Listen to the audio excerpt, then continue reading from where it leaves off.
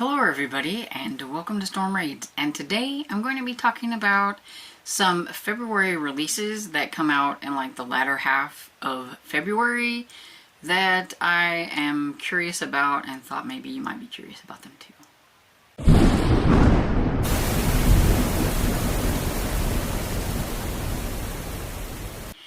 So I've already did like my first, or I think I did like an overall anticipated reads for like at least the first 6 months or so that I could find of books that I was anticipating. A lot of those were books that were in series that I'm in the middle of and things like that, or authors that I enjoy.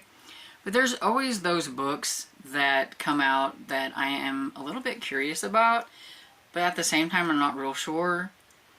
Now some of these, I think in the adult ones, like there are some second books in series that I'm curious about because I did read the first book, and so I'm a little curious, but at the same time apprehensive because sometimes you really like the first book and the second book doesn't really, live up to the first book. But I have 3 middle grade books that I'm going to talk about first, and then I will get to the adult books that are, I'm pretty sure, mostly mysteries. So these are going to be probably mostly authors that I don't know anything about, and so I'm curious about their books, but they're not necessarily anticipated releases. So the first one I have is Medusa, and it's the Myth of Monsters, and so I'm thinking that maybe it's going to be the Myth of Monsters series, but at this time this page on Goodreads doesn't say anything about it being a part of series, which absolutely drives me crazy. But it's by Catherine Marsh, and so it says it's about Ava, who attends a boarding school for the descendants of Greek monsters and uncovers a terrible secret that could change the world forever. So Ava Baldwin is always trying to keep her anger under check. She's just like her mom taught her, but one day when she's at school, her anger gets the better of her when one of the guys keeps like not listening to her and just kind of talking over her or whatever it is, and so she gets mad, she explodes or whatever, and Owen freezes and he becomes unresponsive. But it says, even though he recovers, Ava's parents wish to her mother's alma mater, the Accademia del Forte, a mysterious international boarding school in Venice. It says there Ava and Jax, her brother, find out that their Olympian gods founded the Accademia, and that they are teaching the descendants of mythological monsters to learn how to control their powers and their magic and all that stuff so that they can be good little people in society and not cause too much havoc and, things like that, I'm guessing. But I'm guessing that something is going to go wrong when one of her friends almost gets expelled. They start to uncover maybe the truth about some things that are going to be happening there. And it sounds like the kind of middle grade books that I like to read. This is my kind of fantasy. I don't necessarily consider myself a fan of adult fantasy and epic fantasies and stuff like that, but you give me a middle grade one and I like it. So this one comes out February 20th and from Claron Books. And so yeah, so this one is definitely on my radar to at least tag on Libby and, eventually see if I enjoy it. So the next one I have is Bumps in the Night by Amelia Howard. And this one is about a girl who stays with her grandmother in Trinidad for the summer and discovers that she comes from a long line of witches.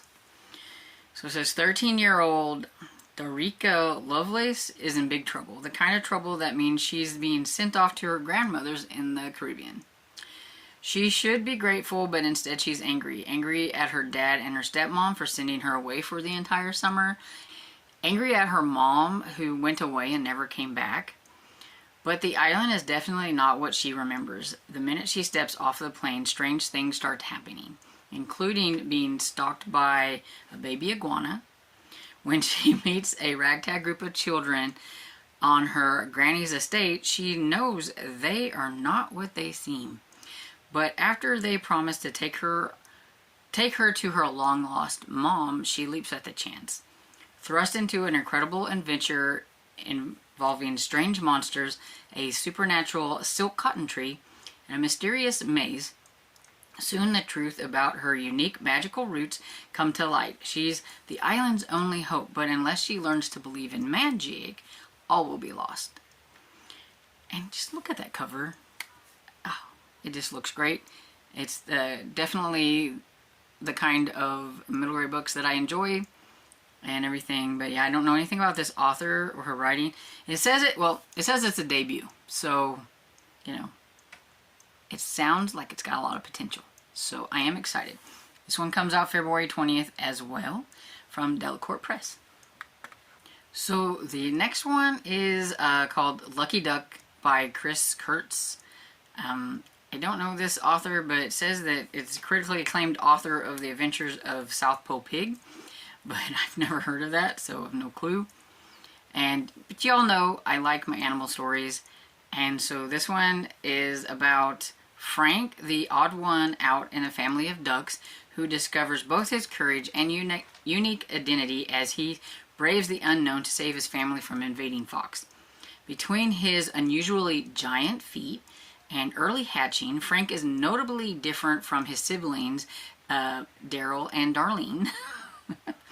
Determined to make his mom proud, Frank strives to be the best duckling he can be. Despite his efforts, Frank seems drawn to unduckly pursuits and doesn't understand why certain rules exist, such as not speaking to the friendly turtle who moonlights as a rock. When the pond community is threatened by the fox, Frank is the one to venture into the forest where dangers and discoveries lurk around every corner on a quest to save his home. So it sounds like it could be cute. The cover is very cute. And this one comes out February 27th from Clarion Books. And that's all of the middle grade books that I have currently found that come out in February that I haven't talked about previously. And all three of them sound kind of fun, so hopefully they will definitely be getting tagged on probably a Libby or something like that at some point. These are just not books that I am going to run out and grab right away, but they still sound fun. Okay, so now I'm moving on to the adult books I have. I have Murder by Lamplight by Patrice McDonough. I'm not sure if I'm pronouncing that right. It says it's an enthralling debut, so I'm going to guess that, you know, it's a debut novel.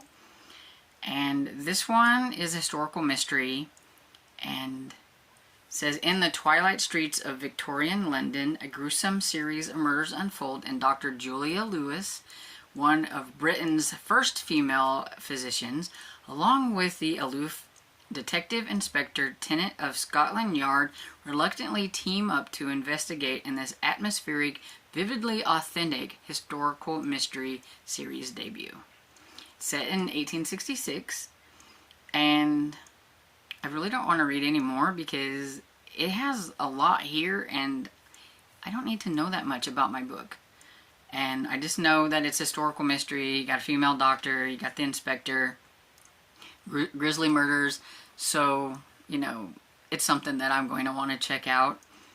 It is a debut, it is from Kensington, it comes out February 20th, so if this does sound like something that's on your radar, you know, go ahead and check that one out. And yeah, I like the cover, and so I am curious. Okay, so the next one I have is another historical mystery. This one is the second book in the Lady Librarian Mystery Series by Samantha Larson. I read the first book last year, like at the tail end of last year. I thought it was enjoyable and everything, but I've enjoyed first books in series in historical mysteries before and been kind of let down by the second one, so I am a little bit worried about it. The first one was called A Novel Disguise. I couldn't remember what it was called. I had to look it up and everything. But this one, I think it has potential to be interesting. I don't even know if I said what the title was, but it's called Once Upon a Murder. And it says, Miss Tiffany Woodall must sleuth the slaying of a footman to clear her beloved's name in the second Lady Librarian mystery. And so this one is set in 1784. And that was one thing that I did think about the first one. The romance was really quick.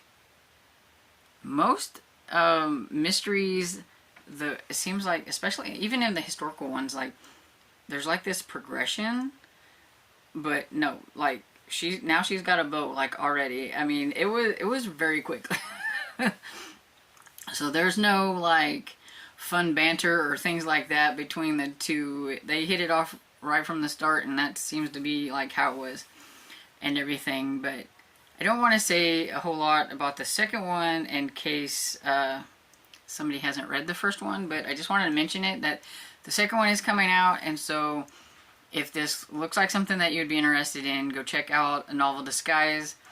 And the first one, it was interesting because it was about Tiffany who takes over the job that her brother was supposed to do because her brother dies. And she has no clue. I mean, just wakes up, he's dead. But they need the cottage that they're living in, and it's only been given to the librarian.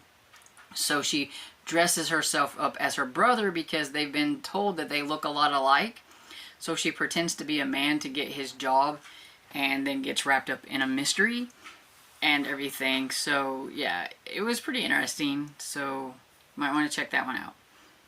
So I do have one young adult mystery thriller on this list. I couldn't remember if I did or not, but this one's called A Step Past Darkness by Vera Kurian? I'm not sure. Probably butchering the name. But this one says 6 classmates, one terrifying night, a murder 20 years in the making. There's something sinister under the surface of the idyllic suburban town of Wesley Falls. It's not just the abandoned coal mine that lies beneath it. The summer of 1995 kicks off with a party in the mine where 6 high school students witness a horrifying crime that changes the course of their lives. The 6 couldn't be more different. We have Maddie, a devoted member of the local megachurch, Kelly, a bookworm next door, James, a cynical burnout, Casey, a lovable football player, Padma, a shy straight-A student, Jaya, who's starting to see visions she can't explain. And that's as far as I'm going to go into that one because I don't want to know any more. This one comes out February 20th from Park Row. Don't know that publishing company, but the cover set looks kind of cool, and I'm curious. I'm always a little hit or miss with thrillers in general, but more than often than not, I kind of jive a little bit more with young adult thrillers. At least I can usually eke out a 3-star out of them, where a lot of adult thrillers I end up giving 2 stars. So I am curious. Let me know what you think about it, but it sounds kind of cool. The next one I have is also another second in a series that I read at the tail end of last year. So this is Murder and Masquerade by Mary Winters. It's number 2 in the Lady of Letters series. And I enjoyed the first one, which was Murder in Postscript. Actually remembered that one. And so I am curious to give the second one a try, but at the same time I am a little apprehensive. Like I said, I've had some trouble with the second book in a series. And it says, extra, extra, read all about it. Countess turned vice columnist Amelia Amesbury finds herself playing the role of sleuth when a night at the theater turns deadly. So yeah, this is one where the Countess, Amelia, she got a secret hobby nobody knows, or at least they weren't supposed to know, but somebody does find out about it in the first book, which I think is going to turn into maybe the love interest. which is a Marquis named Simon, and everything. But yeah, nobody knows that she is like this kind of Dear Abby advice columnist type person. What do they call it? An agony aunt back then, I think it is, and everything. And that's how she gets wrapped up into a murder mystery. And the first one was because of a letter that somebody had sent, and was very reminiscent of another historical mystery series that I had started, where the second book in the series I just can't get into, which is why I'm a little nervous about this one in the second book in the series. I'm hoping this one's going to be a little bit better. I'm still stuck on not finishing the second book in that one series, even though I really enjoyed the first book and everything. So I'm really hoping I'm going to like this one. I do think it has potential. And if you like historical mysteries and you like this kind of thing, I definitely say you should check out Murder in Postscript. But yeah, this one's going to be coming out in February. So there's only 2 books, so you can get to them really quick. Comes out February 20th from Berkeley. I have one more on my list. This one is Trapped in Yosemite by Dana Mintic. I don't know why I can't say that. But yeah, you hear about her all the time. She writes cozy mysteries, I believe, but she also writes category romances. And this one is a love-inspired trade, so it's not like the category ones. It's a little bit larger, I guess, than the category ones, but it is Christian fiction. But, I mean, just look at the cover. On the cover alone, I was interested in it. But it says, when a massive earthquake levels the region, secrets and unknown dangers are exposed. The ground is still icy, Yosemite National Park isn't stable, and canine handler Von Sharp fears the worst. But his worries are pushed aside when he sees an SUV viciously forced off the road with his ex-fiancée at the wheel. It's only when Stella Rivers steps out of the vehicle that the very ground underneath their feet cracks and breaks into onslaught of terrifying earthquakes.